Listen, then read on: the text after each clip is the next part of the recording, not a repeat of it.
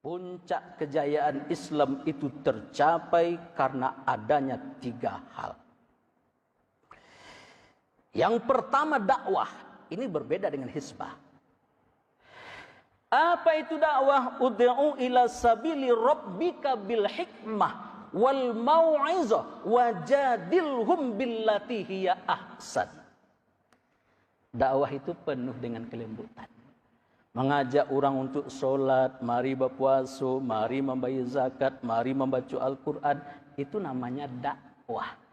Kepada jalan siapa kita ajak? Kepada jalan Tuhan. Berbeda dengan hizbah. Hizbah itu wal takum minkum ummatun yad'una ilal khair wa ya'muruna bil ma'ruf wa yanhauna 'anil munkar. Hizbah itu lebih tegas. Hizbah itu lebih kuat. Orang yang bisa melaksanakan dakwah belum tentu berhizbah. Orang yang bisa berhizbah belum tentu bisa berdakwah. Kalau ada orang yang bisa keduanya itu langka. Apalagi untuk Indonesia. Nah, sehingga kelemahan kita di Indonesia, orang yang berdakwah menyalahkan orang yang berhizbah. Orang yang berhizbah menyalahkan orang yang berdakwah. Sehingga titik temu persatuan umat tidak ditemukan sampai detik ini. Padahal kalau kekuatan dakwah dan kekuatan hizbah kita sinergikan, maka insya Allah kejayaan Islam itu bisa kita katakan dimulai dari Indonesia ini. Dan ini bisa kita kilas balik ke belakang. Apa yang dilakukan oleh Rasulullah SAW ketika penaklukan kota Makkah. Di tahun ke-8 Hijrah pada tanggal 10 Ramadan. Itu sudah ada data-data orang-orang yang halal darahnya untuk dibunuh. Kenapa? Karena mereka membunuh keluarga Nabi, mereka mengancam kehidupan Nabi, mereka menghambat dakwah Nabi. Ketika Nabi datang membawa 10.000 pasukan ke Makkah, menaklukkan kota Makkah, apakah 10 daftar orang-orang yang halal darahnya itu terjadi pembunuhan untuknya? Tidak. Bahkan Nabi memberikan amnesti, pengampunan kepadanya. Siapa mereka? Yang hatinya lembut karena dakwah. Tapi ada 5 orang di antara mereka yang justru dibunuh oleh Nabi. Kenapa? Karena ndak taluk dia gi ceramah lei. Siapa di antara yang paling berbahaya? Ada seorang perempuan yang sangat-sangat luar biasa. Hindun binti Utbah. Suami keduanya Abu Sufyan. Ini wanita yang sangat-sangat kurang ajar. Sebelum dia mendapat dakwah dari Nabi kita Muhammad sallallahu alaihi wasallam. Kenapa dikatakan kurang ajar? Sebelum Nabi pindah dari Makkah ke Madinah, beliau adalah orang yang sangat membenci Nabi. Dalam hidupnya ada satu rumus saja, bagaimana cara menghabisi Nabi dan ajaran yang dibawanya. Jadi dia pemuka Quraisy ini, tapi perempuan yang sangat kaya raya, orang yang sangat terpandang di Makkah. Kemarahannya sangat memuncak ketika pada saat perang Badar, orang tuanya, saudara kandungnya, termasuk pamannya dibunuh oleh Hamzah dan Ali bin Abi Thalib. Sehingga kemarahan si Hindun begitu berkecamuk. Sempat dia bernazar, siapa yang membunuh keluargaku, aku akan memakan jantung dan hatinya. Direncanakanlah strategi untuk membalas dendam bagaimana Hamzah bisa terbunuh. Beberapa bulan berikutnya, beberapa tahun berikutnya, terjadilah perang Uhud. Dia menyuruh seorang budak Washibir bin Har untuk mengikuti Hamzah. Kemudian memang terjadi pembunuhan dan Hamzah tewas di saat perang Uhud. Lalu Hindun yang begitu marah kepada Hamzah. Hamzah dalam keadaan sudah tidak bernyawa, dirobek perutnya oleh Hindun. Diambil hatinya, diambil jantungnya, dikunyahnya. Sehingga Hindun terkenal seorang perempuan yang pernah memakan jantung, walaupun akhirnya dimuntahkan.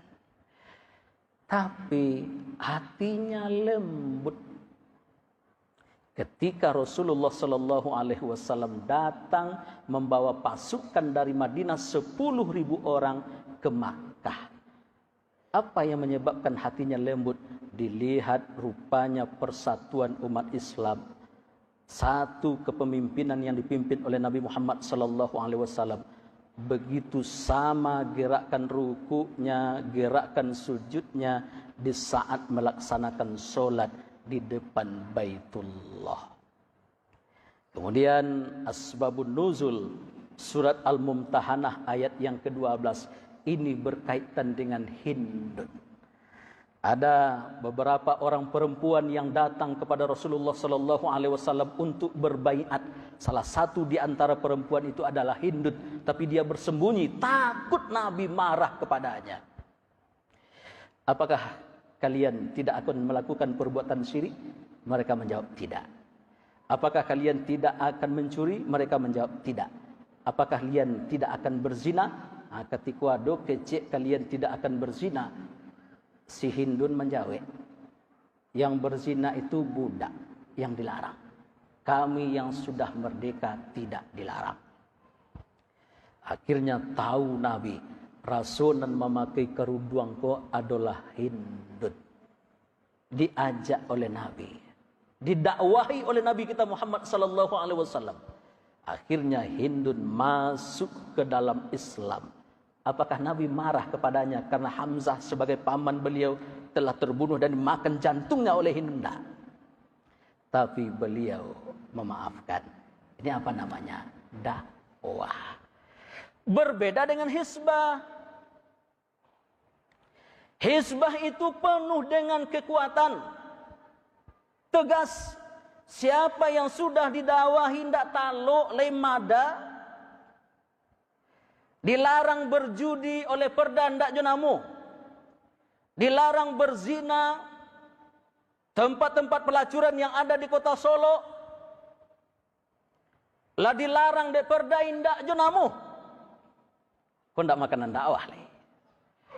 Apa leh? Hizbah.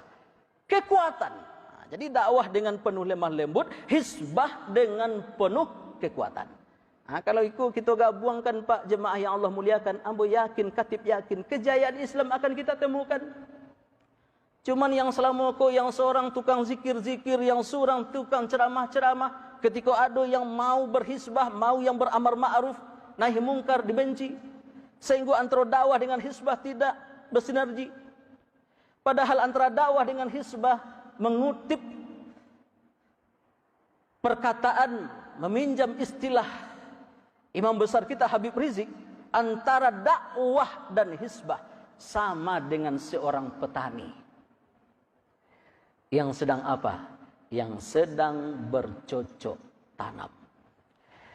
Yang menyuruh solat itu kerajo pendakwah. Yang menyuruh puasa, mari solat, mari puasa itu berdakwah. Petani itu tugasnya untuk menanam. Hasil panen kita akan kecewa kalau hanya sibuk menanam, dan menanam. Tanpa adanya yang tukang racun hama. Siapa yang meracun hama? Itulah yang melakukan hizbah. Jadi ketika ada yang mengajak untuk mendirikan solat, mari kita dukung. Yang menghentikan nahi mungkar juga ada. Ketika ada yang mengajak membaca Al-Quran, mari kita dukung. Ketika ada baca-bacaan yang merusak akhlak generasi muda kita, mari kita habisi. Ketika ada yang mengajak orang-orang untuk berpuasa dalam dakwah, mari kita sokong. Tapi tampe perzinaan ndak taluk di tukang dakwah itu pemimpin yang punya kerajo. Ndak mungkin ustadz nan kamanyegel. Ndak mungkin ustadz yang akan menyampaikan ketegasan, tapi kalau pemimpin punya kekuatan. Jika hizbah dan dakwah sudah bersinergi, tukang tanam, jo tukang racun, kapanen besok di hari yang ditunggu. Bagi kita umat Islam, kapan kita panen? Di saat di akhirat amal ini dikumpulkan oleh para malaikat Allah. Percayalah kita semuanya, apabila kita sibuk menanam, sibuk sholat, sibuk puasa, tapi hama indak kita racun.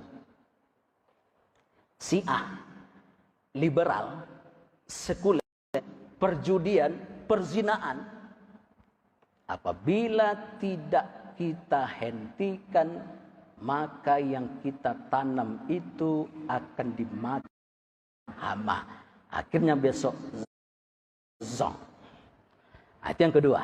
Sehingga Islam berjaya di zaman orang-orang kafir. Ini siapa yang berperan ini? Orang-orang yang berjihad. Khatib simpulkan, Islam akan berjaya di kampung kita ini. Mari kita sepakat untuk tidak sepakat. Silakan berdakwah dengan